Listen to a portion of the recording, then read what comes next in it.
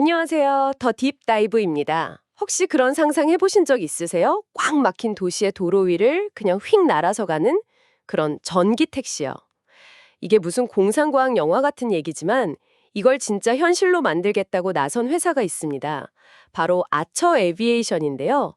이 회사를 보면 한쪽에서는 2028년 LA 올림픽 공식 파트너다, 하늘을 나는 택시의 미래를 열 선구자다, 이렇게 얘기를 하고요.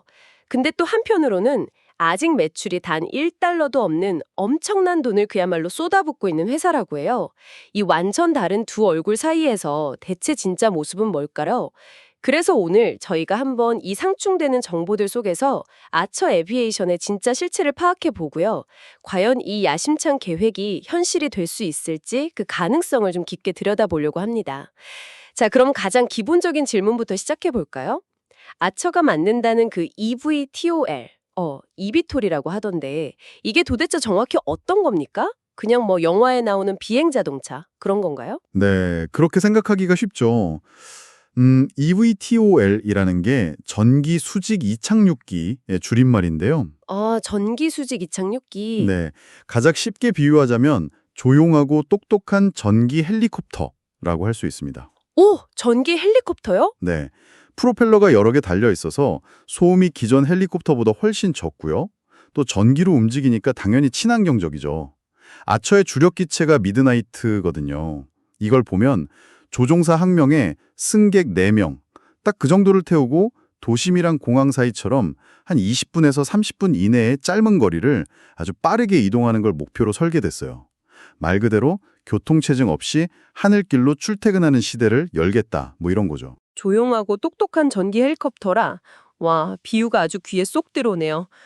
근데 결국 핵심은 이걸로 에어 택시 사업을 하겠다는 거잖아요. 많은 분들이 진짜 궁금해하는 게 이게 과연 그냥 기술적으로만 가능한 꿈이냐, 아니면 실제로 우리 삶에 들어올 수 있는 서비스가 될 수 있느냐, 바로 이 점인 것 같아요. 네, 바로 그 지점이 아처가 다른 수많은 경쟁사들하고 좀 차별화되는 포인트입니다. 그들은 단순히 비행기 한 대를 개발하는 데 그치지 않고요. 이 서비스가 실제로 운영될, 생태계 전체를 그리고 있거든요. 생태계요? 네, 기술 시험만으로는 절대 사업이 될 수 없다는 걸 너무 잘 알고 있는 거죠. 아, 생태계를 구축한다. 그럼 그게 혹시 2028년 LA 올림픽 독점 에어택시 공급사로 선정된 것과 연결되는 이야기겠군요. 사실 이 소식 처음 들었을 때 이건 정말 엄청난 마케팅 기회다. 이 정도로만 생각했거든요. 전 세계가 다 보잖아요. 마케팅 효과는 물론이고요. 사실 그보다 훨씬 더 실질적인 의미가 있습니다. 올림픽이라는 아주 명확한 데드라인이 설정된 거잖아요. 아, 마간 일이 생긴 거네요. 그렇죠. 기술 개발이랑 상용화 준비에 박차를 가하는 아주 강력한 동기부여가 되는 거고요. 그리고 LA라는 구체적인 무대가 생겼으니까 이제는 추상적인 계획이 아니라 실제 도시 환경에 맞는 운영 계획, 예를 들면 이착륙장 위치는 어디로 할지, 항공관제 시스템이랑은 어떻게 연동할지 이런 아주 구체적인 문제들을 풀어야만 하는 거죠. 그러고 보니까 LA 국제공항 근처에 있는 호선공항을 1억 2,600만 달러에 인수했다는 소식도 있었죠. 이게 바로 그 생태계 구축의 일부였군요. 그냥 비행기만 띄우는 게 아니라 승객들이 타고 내릴 거점까지 직접 확보하겠다. 이런 거네요. 정확합니다. 그건 단순한 부동산 투자가 아니에요. LA 사업의 핵심 허브를 아예 선점해버린 거죠. 그리고 더 흥미로운 점은 그들의 파트너십입니다. 파트너십이요? 네, 대한항공 그리고 아부다비 항공과 손을 잡았어요. 이게 왜 중요하냐면 아처는 자신들이 모든 걸 다 할 수 없다는 걸 인정하고 각 분야의 최고 전문가들을 끌어들이고 있다는 뜻이거든요. 잠깐만요. 대한항공이요? 저는 그 파트너십이 그냥 해외 시장, 그러니까 한국 시장 진출을 위한 발판 정도로만 생각했는데 그 이상의 의미가 있다는 말씀이시죠? 네, 훨씬 더 깊은 의미가 있습니다. 예를 들어 대한항공과의 파트너십은요, 단순히 한국 시장 진출이 목적이 아니에요. 대한항공이 수십 년간 쌓아온 세계 최고 수준의 항공기 유지, 보수, 정비 기술, 그 MRO 노하우를 활용하겠다는 아주 전략적인 계산이 깔려 있는 겁니다. 아, 정비 문제. 그렇죠. 완전히 새로운 종류의 항공기를 수백 대 운영하려면 이 정비 문제가 가장 큰 골칫거리가 될 수 있거든요. 이 문제를 처음부터 업계 최고랑 같이 풀겠다 이겁니다. 아부다비와의 협력도 마찬가지고요. 중동의 막대한 자원을 유치하는 것뿐만 아니라 그쪽이 미래 기술 도입에 굉장히 적극적이고 규제 환경도 유연하거든요. 거기로 먼저 상용화 실적을 쌓아서 미국이나 유럽 시장으로 역진출하겠다. 이런 큰 그림을 그리고 있는 겁니다. 와, 이건 뭐 단순히 비행기를 만드는 회사가 아니라 거대한 항공 운송 시스템을 설계하는 설계자에 가깝다는 느낌이 드네요. 기술 개발도 최근에 80km 이상 비행에 성공했다는 소식이 있었으니까 뭐 계획대로 차근차근 실행하고 있는 것처럼 보이는데요. 그런데 말이죠. 이렇게 장밋빛 미래를 이야기하다가도 재무제표를 딱 펼쳐보면 갑자기 찬물을 끼얹은 듯한 느낌을 받게 됩니다. 이렇게 활발하게 움직이고 있는데 상업 매출은 아직 0원. 지난 3분기에만 운영비로 1억 7,480만 달러를 썼고 순손실이 1억 2,990만 달러에 달해요.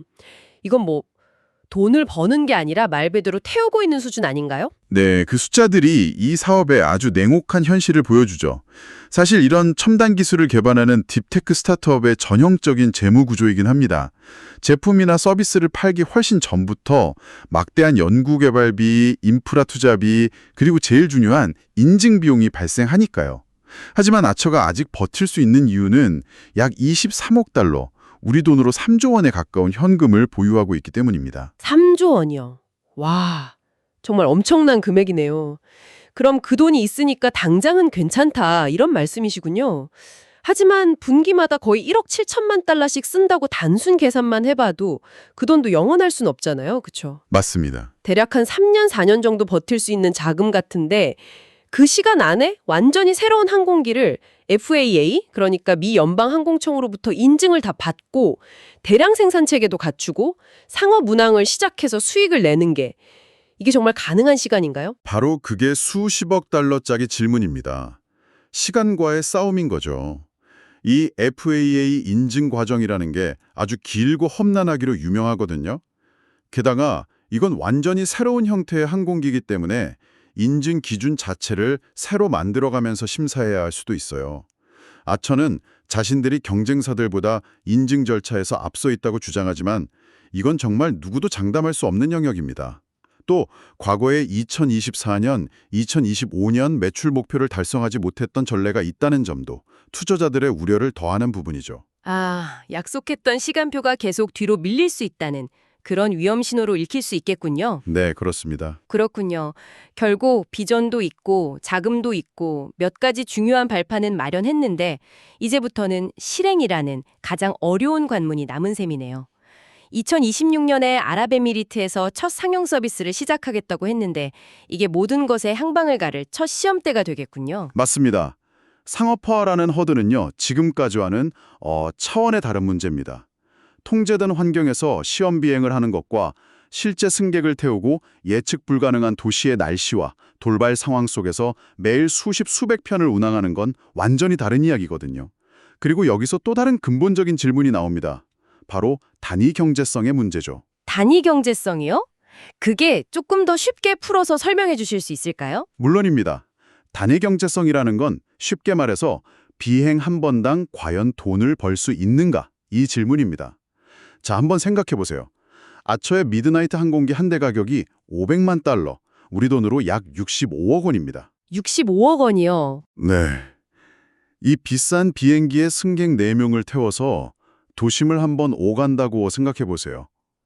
승객에게 받은 요금으로 조종사 월급, 전기 충전 비용, 비싼 기체 유지 보수비, 보험료, 이착륙장 사용료 이런 걸 전부 감당하고도 이익이 남아야 합니다. 와, 과연 그게 가능할까요? 요금을 얼마로 책정해야 할까요? 너무 비싸면 아무도 안 탈 거고 너무 싸면 운행할수록 손해를 보겠죠.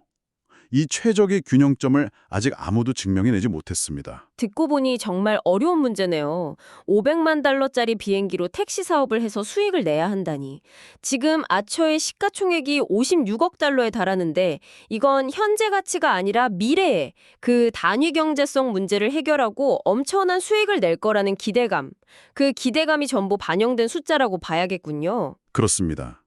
현재 주가는 현실이 아닌 그 꿈의 가치에 가깝다고 봐야죠.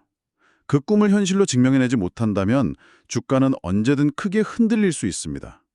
아처의 성공은 단순히 기술 개발에만 달려있는 게 아니라 이 모든 경제적인 방정식을 풀어낼 수 있느냐에 달려있는 겁니다. 정리해보면 아처에비에이션은 혁신적인 비전과 그걸 뒷받침할 자금, 그리고 생태계를 구축하려는 아주 영리한 전략까지 갖춘 회사임은 분명해 보입니다.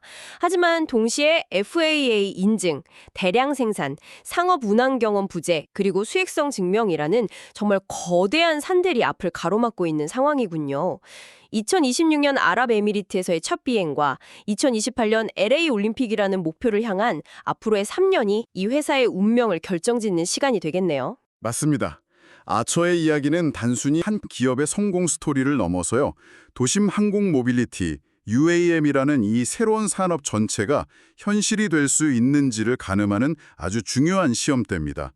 이들의 여정을 지켜보시면서 한번 이런 질문을 스스로에게 던져보는 것은 어떨까요? 우리는 이 도시의 교통 문제를 해결하기 위해 얼마의 비용과 어떤 형태의 변화를 감수할 준비가 되어 있는가? 하늘을 나는 택시는 정말 우리에게 필요한 실용적인 미래일까요? 아니면 소수의 부자들만을 위한 또 다른 값비싼 장난감으로 남게 될까요? 어쩌면 아처가 앞으로 써나려갈 이야기가 그 질문에 대한 답이 될지도 모릅니다.